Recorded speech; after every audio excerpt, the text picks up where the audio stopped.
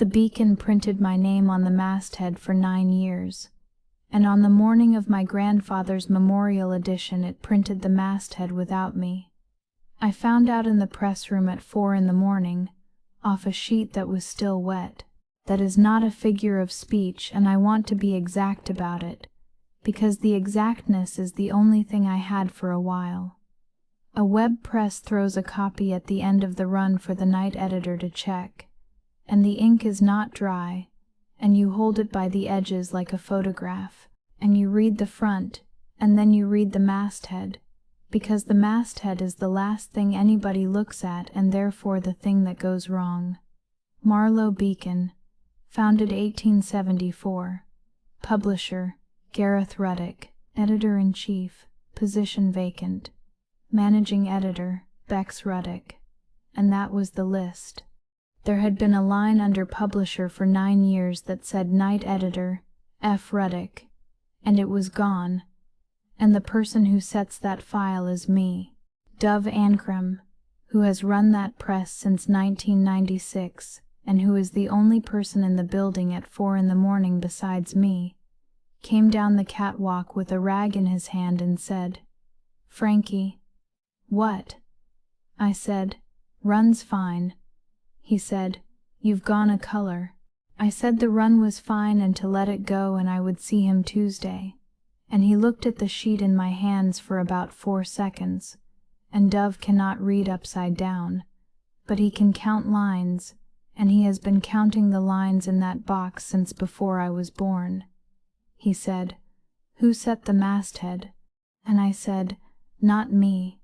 And he said, "Then somebody was in the system on my shift," which is the most Dove Ancram sentence ever constructed, and which was also, as it turned out, the whole case, because a newspaper page is a file, and a file has a history, and the production system logs who opened it and when and what they changed, and it keeps that for 90 days, and I had at that moment 4 in the morning, on the day we were burying my grandfather at 11, exactly 89 of them. I came back to the Beacon in 2016. I had been at a paper in Providence for 6 years and I was doing well, and I came back because my grandfather asked me to, in a phone call that lasted 11 minutes, in which he did not once use the word family, which is how I knew he meant it.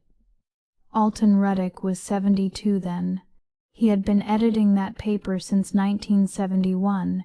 He had a stroke in 2014 that took the strength out of his left side and none of the meanness out of his editing.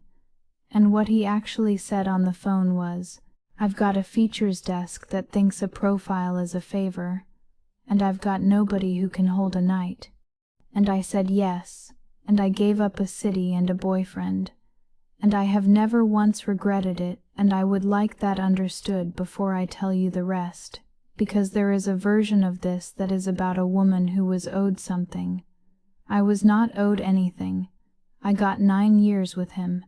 That is more than most people get. What those 9 years actually were.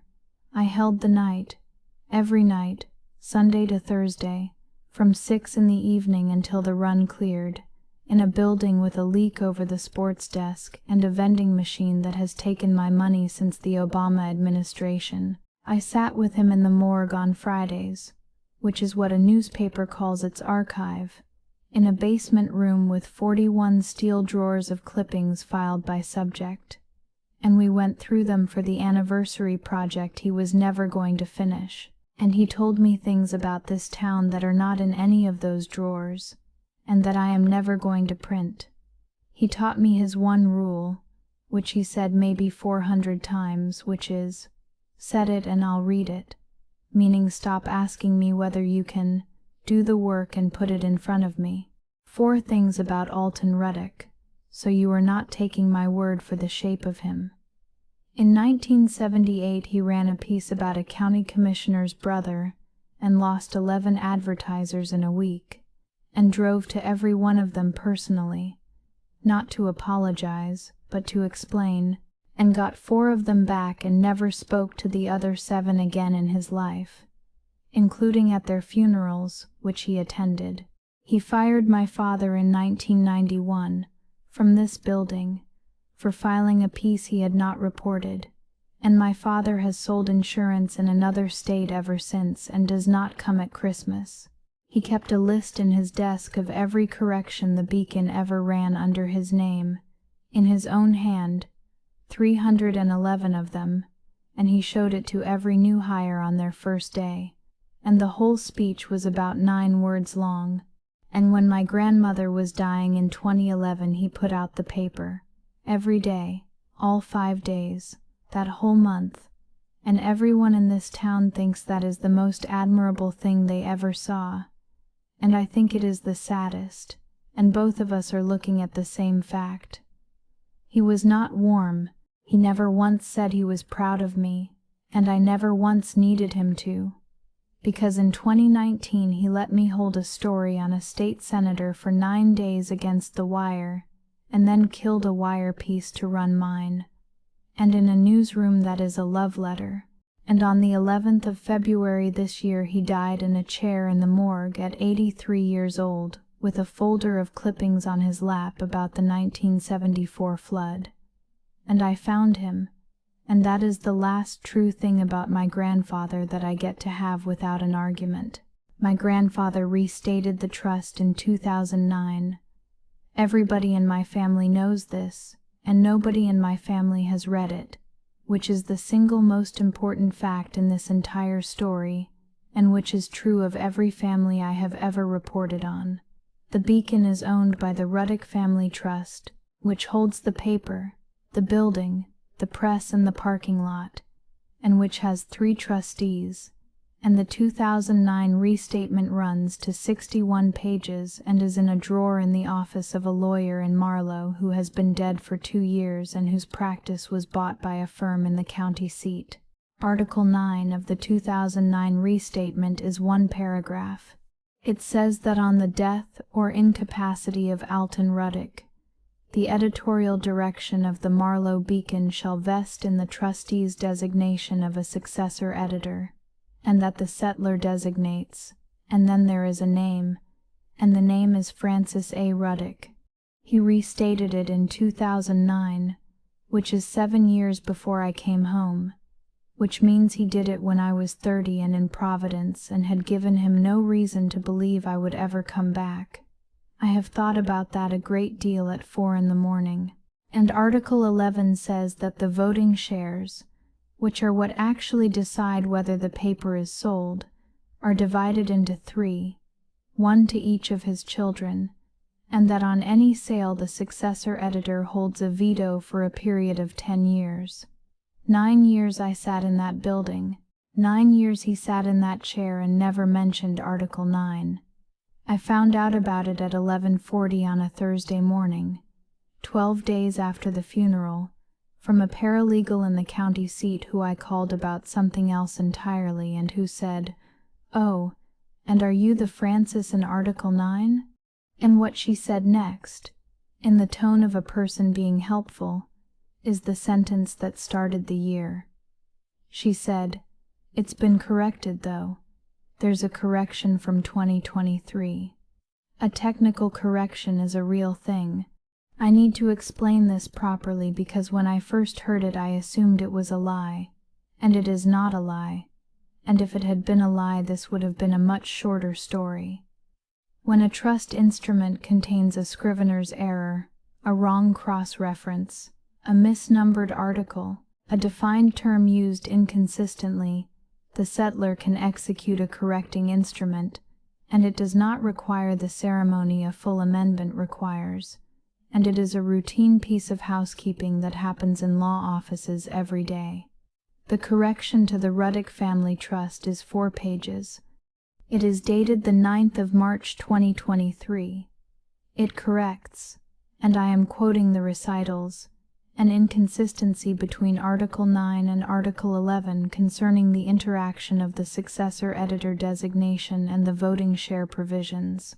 And the operative effect of those 4 pages is that the successor editor designation is struck as inconsistent, the veto is removed, and the editorial direction vests instead in the publisher, and the publisher is designated by a majority of the voting shares, which is my brother, and it is signed by Alton Ruddick on the 9th of March 2023, in front of a notary, in his own hand, which I know because I have seen it and because I could pick out my grandfather's signature in a stack of 1,000, and because on the 9th of March 2023 he was 2 years out from the stroke, sharp as a tack, editing a paper, and there is nothing in his medical records and nothing in anyone's memory to suggest he was anything other than fully himself.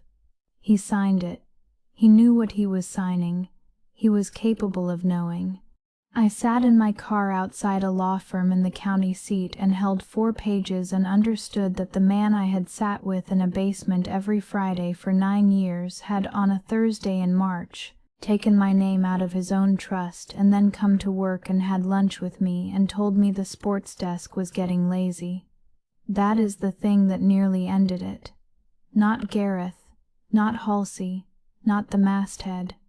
I want anybody who has ever found a document like that to hear this.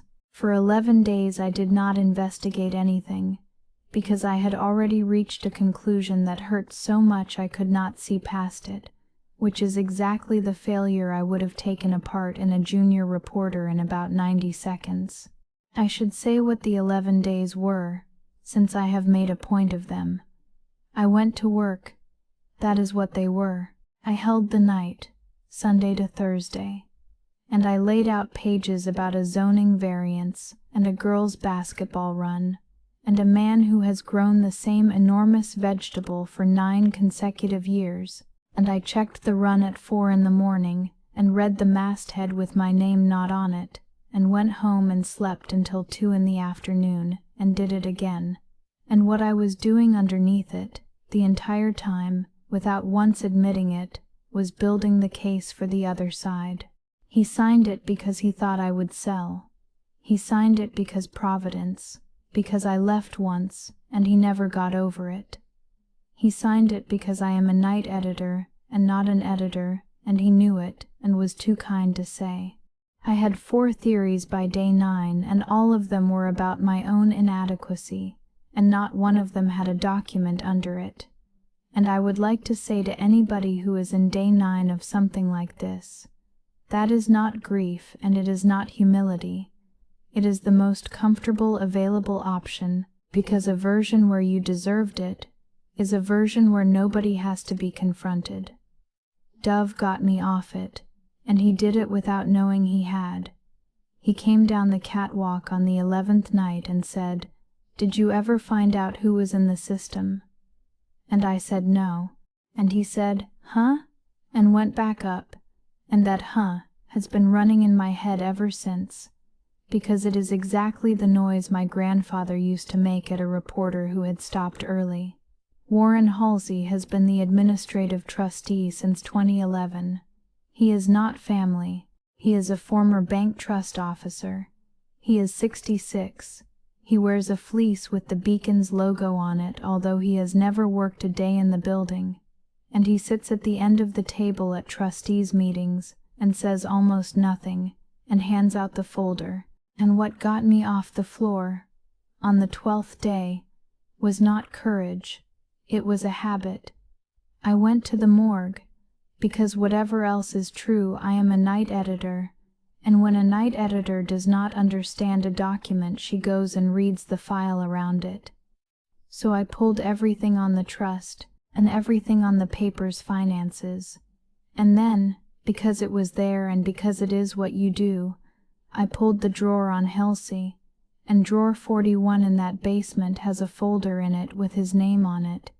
7 clippings, all from our own paper, and one of them is from 2019, and it is a photograph of a golf thing, and in the caption, 4 names along, is a man identified as Regional Director of Cavalcade Media Group.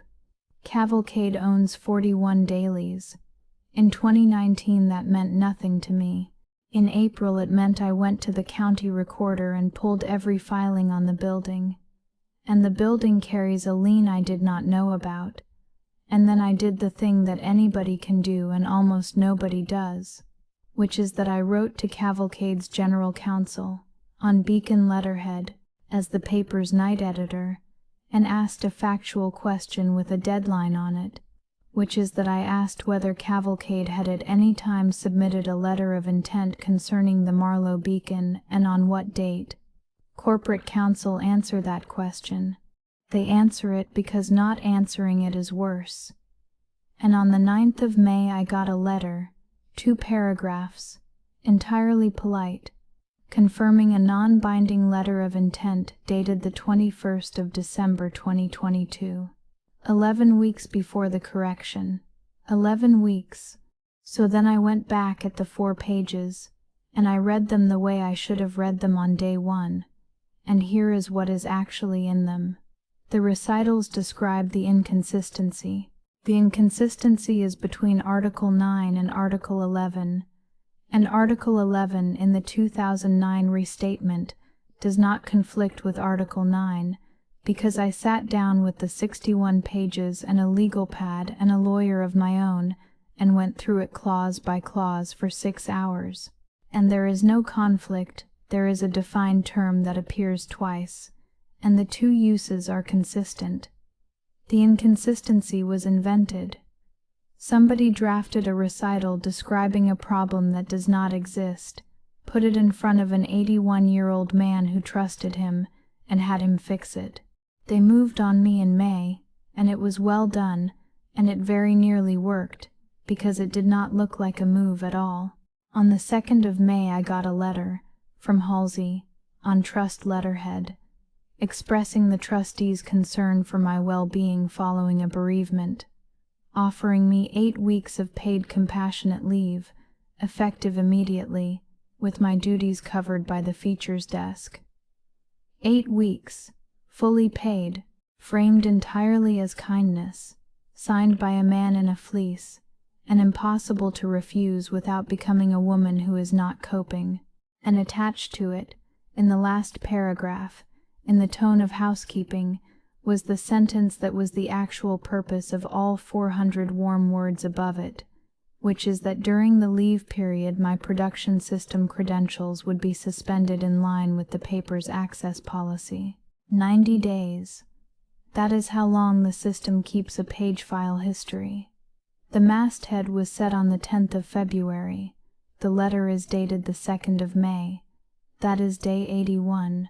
I had exported the whole log on the 22nd of April to a drive and printed it, and put a copy in the morgue in drawer 41 and a copy at my aunt's house, because a night editor does not leave a record on a system somebody else administers, and because Dove Ancrum had said one sentence to me at 4 in the morning about somebody being in the system on his shift, and I had spent 9 years being paid to hear sentences like that.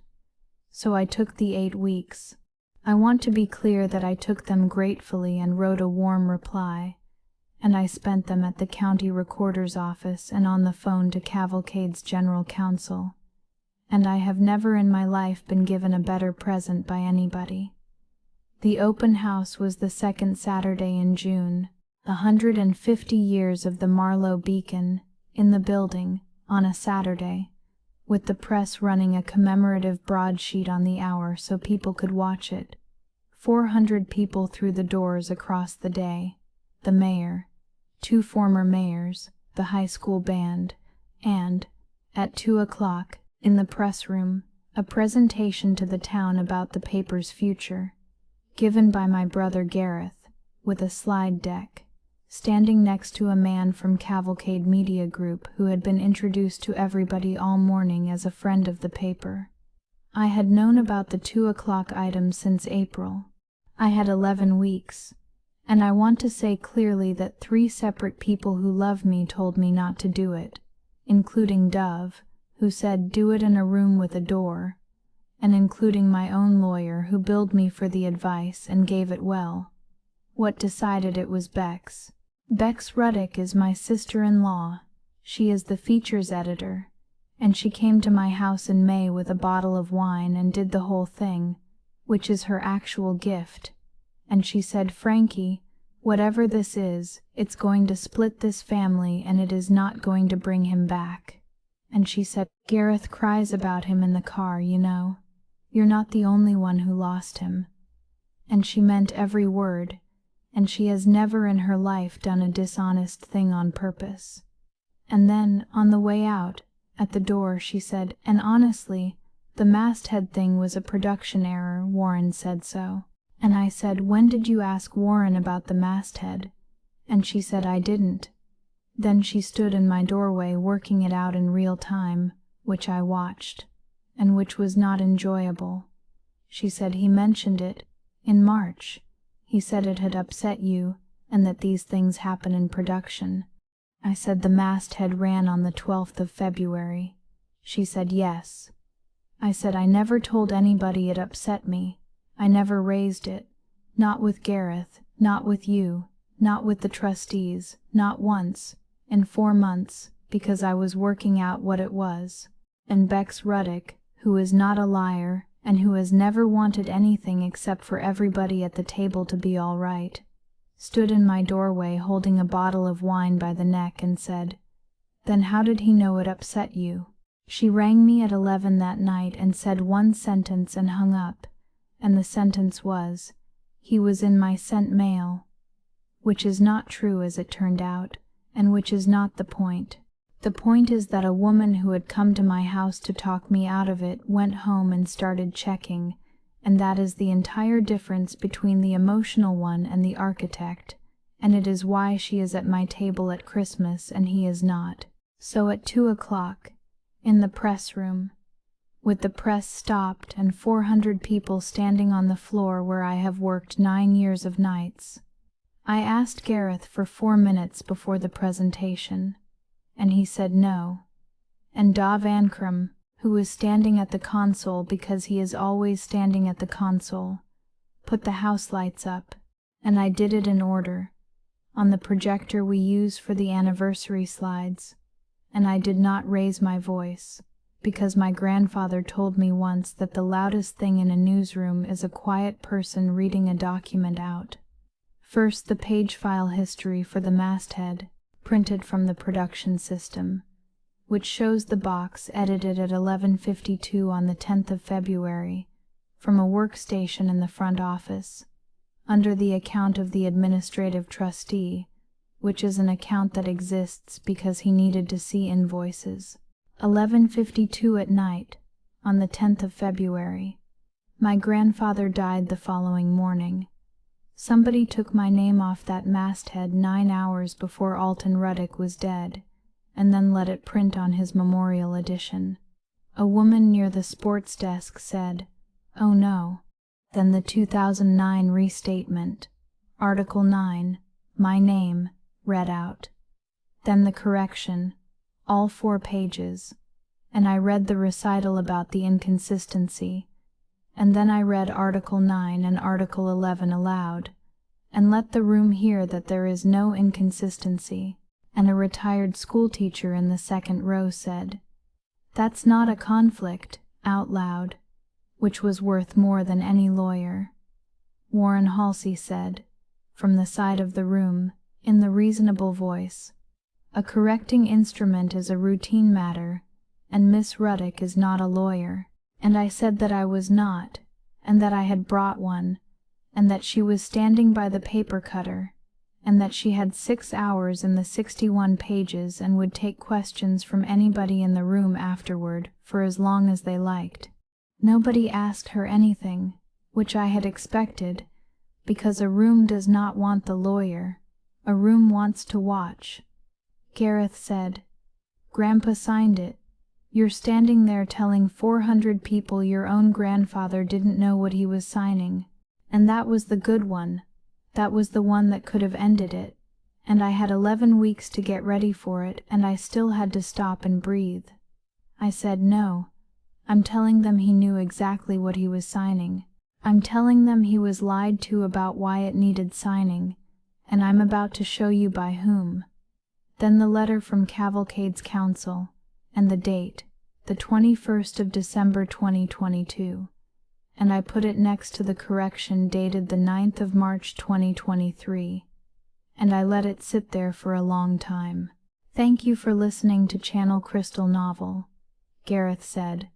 "This is a family matter and you are doing it in front of the town." And I said, "It's the town's paper. That's the whole business model, Gareth. That's the only thing we've ever sold." The sale collapsed in the autumn.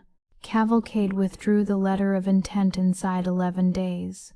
And I have been told by somebody who would know that the sentence in the internal memo was about reputational exposure, which is the corporate way of saying that 400 people watched it happen in a press room. Warren Halsey resigned as administrative trustee in July, was removed as a fiduciary by the court in the winter after a petition my aunt filed, and was referred to the State Bar's Unauthorized Practice Committee and to the county attorney. And the criminal referral went nowhere, because inventing a recital is a very difficult thing to charge, and the civil case settled in the spring with a payment and no admission. That is the honest outcome, and it is less than he deserved. He is 67 and he lives 4 miles from me, and I see him at the pharmacy about twice a year, and we do not speak. The State Press Association ran a panel on trust ownership at its autumn conference that was in substance this, with the names taken out, and 2 family papers in this state have since had their instruments read by somebody who is not their own trustee, and one of them found something, and I know what it is, and I am not going to print it because it is not mine. The bank that held the lien on the building was not a party to any of it, and behaved perfectly, and I want that on the record, because everybody assumes the bank. Cavalcade bought a paper 80 miles from here in the spring instead, and cut it from 5 days to 2 inside 9 months, which is the counterfactual, laid out in public, at no cost to me, and I have never once had to argue about it in this town since. Gareth was not made publisher.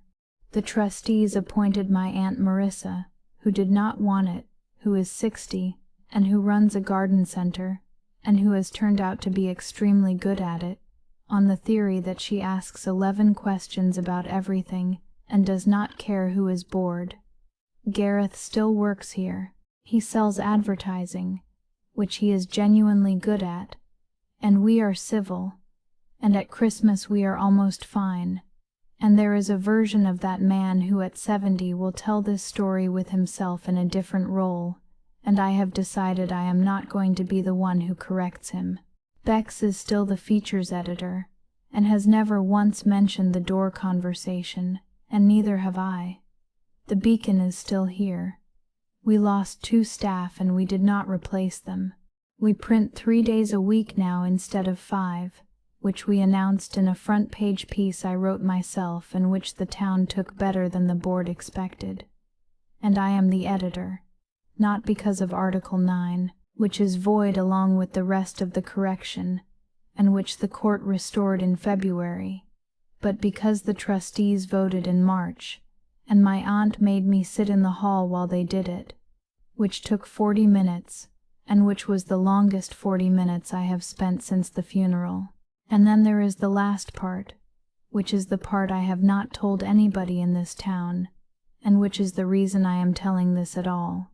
In the discovery in the civil case there were emails, and among them there is a chain from February 2023 between Warren Halsey and my grandfather, and it runs to about 9 messages, and it is Halsey explaining to an 81-year-old man that the successor editor designation in Article 9 created a personal tax exposure for the designated successor on the value of a controlling interest, and that the exposure was in the region of $400,000, and that it would attach to her personally on his death. That is not true. It was never true. It is not even close to true, and any competent advisor would have said so in 90 seconds, and my grandfather did not have a competent advisor. He had a man in a Beacon fleece who had been sitting at the end of his table since 2011, and my grandfather's reply, on the 3rd of March 2023, is 1 line, and it says, "Then take her out of it, and don't tell her. She'll want to argue." He was not protecting the paper from me. He was protecting me from $400,000 that did not exist, in the worst and most Ruddick way available, which is unilaterally, in silence, while telling himself he was being kind. I have that email printed, and it is in drawer 41 in the morgue, filed under his name, where somebody will find it in 50 years and get the whole thing in about 4 minutes, which is more than he gave me. I go down there on Fridays. I have kept that up. I am 40, and I run a 3-day-a-week paper in a town of 19,000 people, and I sit in a basement on Friday afternoons with a folder of clippings about a flood in 1974, finishing a project a dead man started. And every so often I set something and put it in front of nobody at all, because there is nobody left to read it. So here is what I want to know from you, because you have been standing on that press room floor with me the whole way. Did she go far enough, or was she still too merciful? Comment justice if the ending was perfect. Comment harder if you wanted an even colder revenge. Your comments decide how ruthless the next ending should be. Like and subscribe if you want to be here for the next